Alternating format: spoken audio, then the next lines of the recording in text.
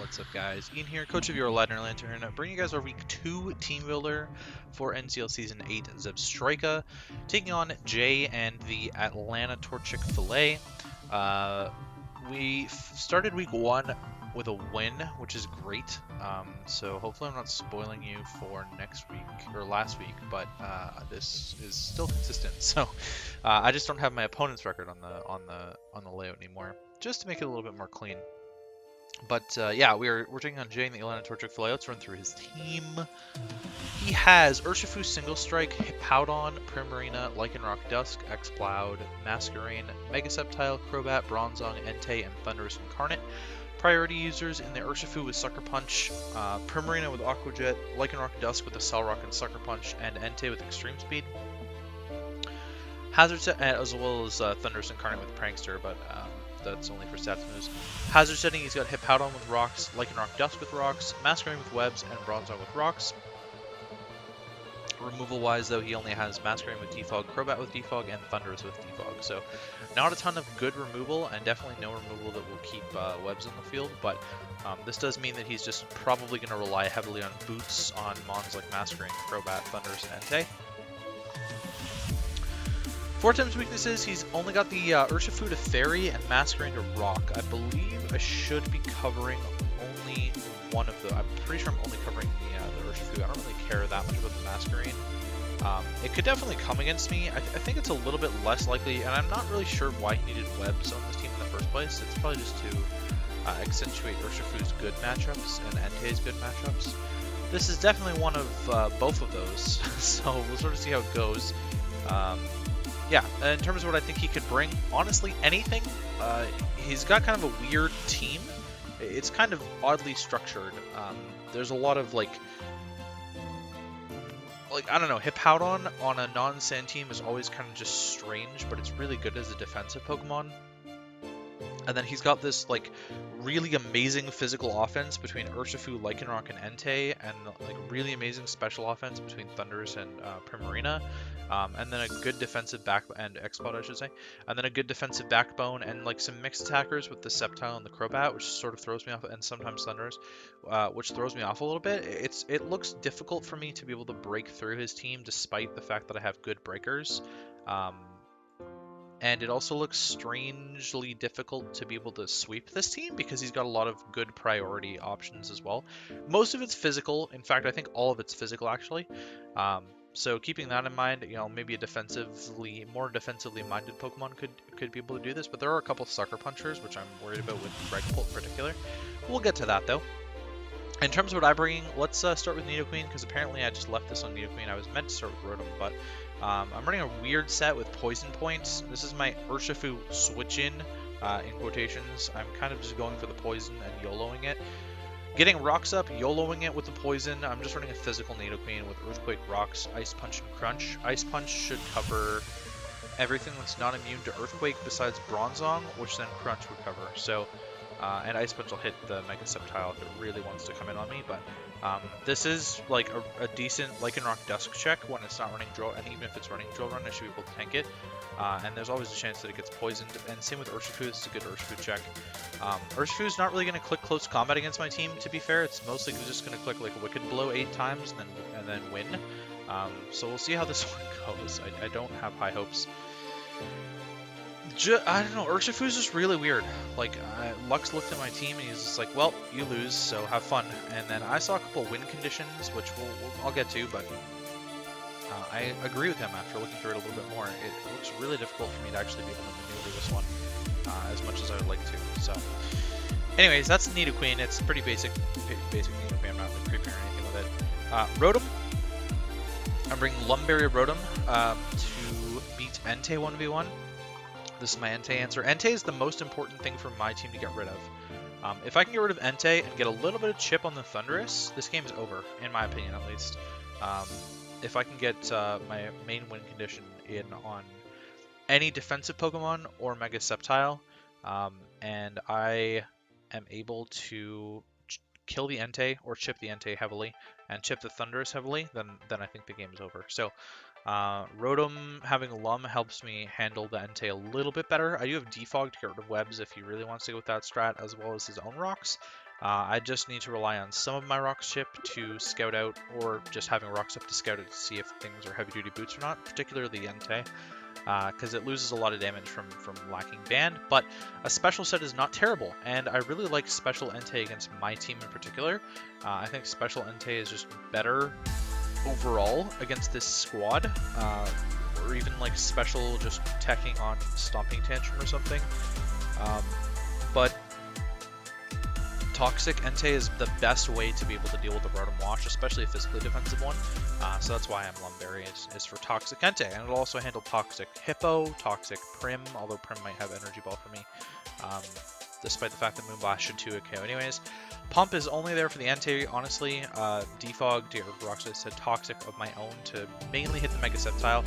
Mega Sceptile is a really free switch-in on Rotom-Wash, so I'm sort of trying to get damage and then have Rotom-Wash around for Mega Sceptile to come in on, because then my Wind Condition can just come in on the Sceptile after it kills my Rotom and win the game. Because Mega Sceptile has Lightning Rod, it's immune to Volt Switch, and it's Grass Dragon, so it's 4 times resisting Hydro Pump, which is really, really bad for me. Rotom's outspeeding, like no speed, whatever. I just sort of threw some speed on. I don't think this is anything in particular, actually. I had a calc for a different thing. This isn't really creeping anything in particular on his team, and I don't think it's creeping anything in particular on my team. So it's just random speed, completely random and useless speed. And then physical defense, because that's all I really needed. Going Dragapult next, just to show this off. This could be a win condition. It's not my main win condition, but it could be a win condition. I've got Dragon Dance, Dragon Arts, Phantom Force, and Disable. This actually should be able to put in, like, actually a lot of work, in my opinion.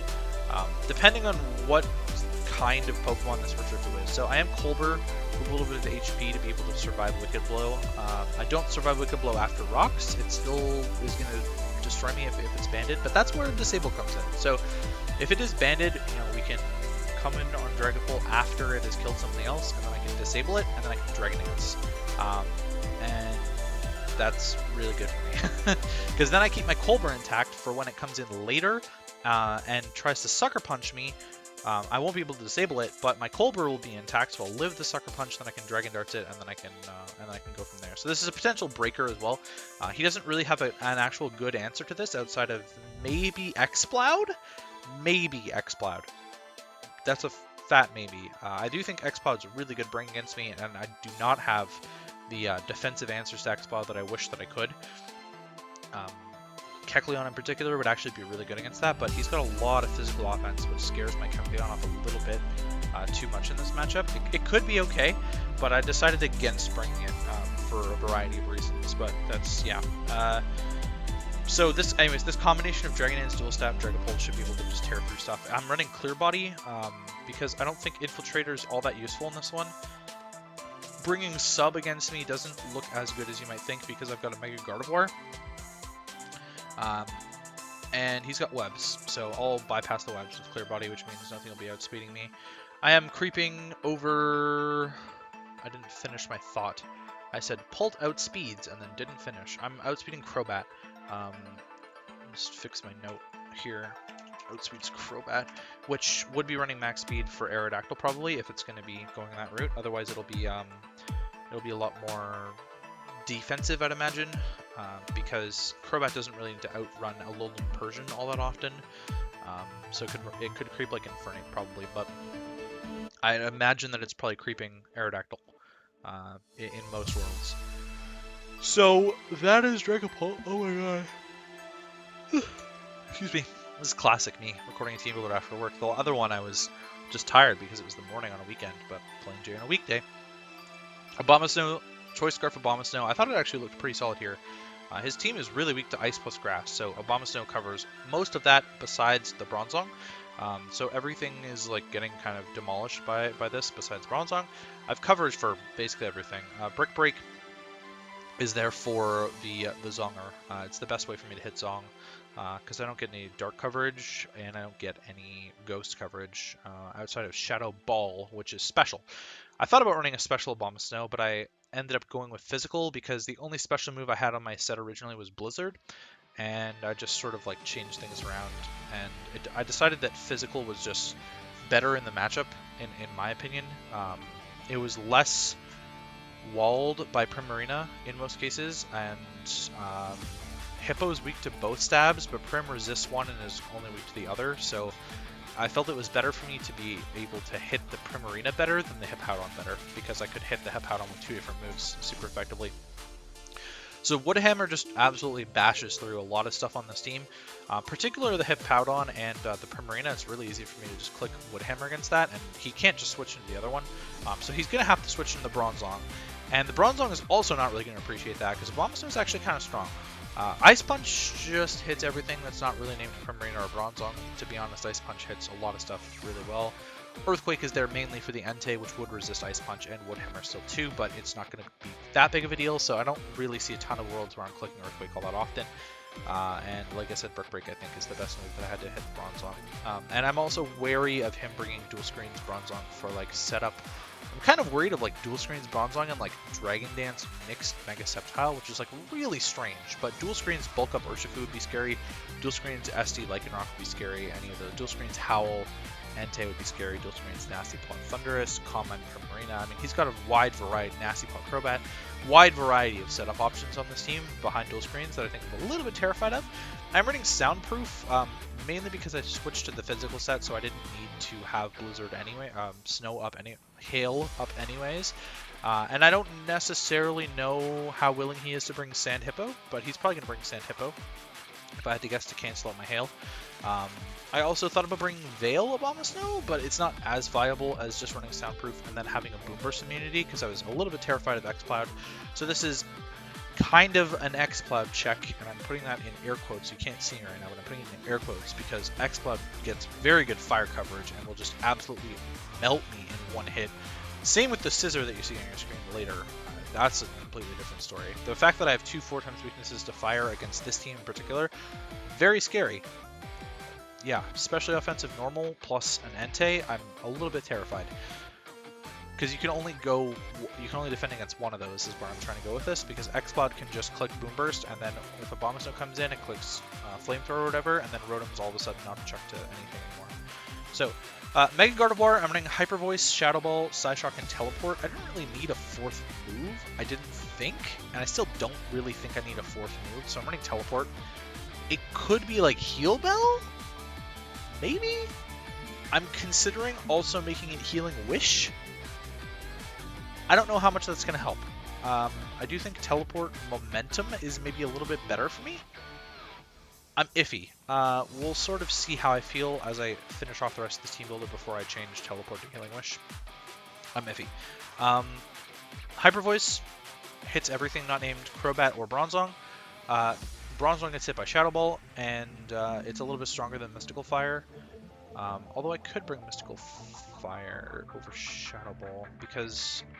Oh no, I think actually I had a reasoning for this. I think I'm Shadow Ball so that the Bronzong isn't like Kasib Berry, and then it's weaker to Dragon Bolt later. I think that's why I'm bringing Shadow Ball specifically over Mystical Fire. So if it is a Resist Berry, I'm getting rid of the Resist Berry before Dragon Bolt's coming in. And Psyshock is a way to hit the Crobat as well as the Primarina. If it's specially defensive, Primarina made designed to handle Gardevoir, which besides Bronzong would be the best bet, but Bronzong is probably going to be the one that handles it. Which means that I can teleport out, and then I can abuse the Bronzong in many ways with Nidoqueen, but that's really besides the point. So, Psyshock will also hit the Primarina really well.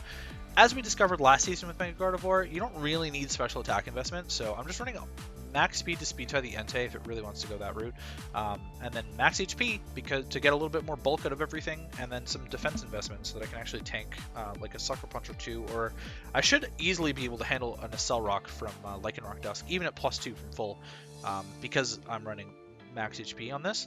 I also have Trace for... I think X-Cloud gets Soundproof itself. So like regular Gardevoir is kind of an immunity to X-Cloud, I think. I don't actually know that off the top of my head. Maybe I just have to Google X-Cloud now. I thought it had Soundproof. It does. It does have Soundproof. So Mega Gardevoir will be able to trace that, and I could trace Prankster on Thundurus and then teleport out Prankster-wise. I don't really want to trace like Sandstream, but I could trace Intimidate. I could trace Tough Claws is irrelevant. The other thing, Wicked, it's not Wicked Blow. The ability that Urshifu has that goes through Protect. I mean, it's the same idea. If I can trace that and stay in regular form, big whoop. I get to Psyshock and stuff, but I would never be able to stay in regular form against Urshifu because I'm not running Moonblast Gardevoir. I'm running Hyper Voice. That would be a really cool tech. Just staying in regular Gardevoir form with the Mega Stone, tracing stuff, and running regular Moonblast is kind of neat tech. Doesn't really do much for me though. Anyways, that's the Gardevoir, pretty much it. And here's the ultimate win con, this Scizor, which I think is actually, well, I EV'd it kind of semi-optimally, and I think it's easily my biggest threat against his team. I looked at his team initially and I'm like, wow, if I can chip the Entei, then Scizor just wins. Like, Bronzong doesn't touch Scizor in any world or any shape of the imagination without running Thunder Wave, which I think Thundurus Incarnate would rather run Thunder Wave. Which, to be fair, is kind of annoying, which is why I was considering Heal Bell or now Healing Wish on the Gardevoir instead of Teleport. I still kind of like Teleport for Bronzong coming in. I can just teleport out when the Bronzong is about to switch into my guard and then do stuff. But yeah, SD Scizor with Metal Coat, or Life Orb. It could be Life Orb in some worlds, but it kind of just sets up on like Bronzong or Mega Sceptile, which can't touch me at all. The best move Mega Sceptile has for me is Earthquake, which does not do any damage, especially to max HP. And Bronzong's is like Psychic, right? So or Rock Slide or something, like something neutral against Scizor. So there's not really anything that either of them can touch me with, and I kind of just set up in their faces. At +2, I ran a calc here. I'm outspeeding No Speed Primarina with this investment. So if it's a bulkier Primarina, I'll be outspeeding it, and if it's a faster, more offensive Primarina, then I'm killing it at +2. I am EV to Oko. 2-hit KO, max HP Primarina after rocks. That doesn't sound right. I believe I'm actually EV to Oko, not 2-hit KO, but Oko, max HP Primarina after rocks at +2. So I should do 88% minimum at +2. I should Oko. I'm pretty sure that note is wrong.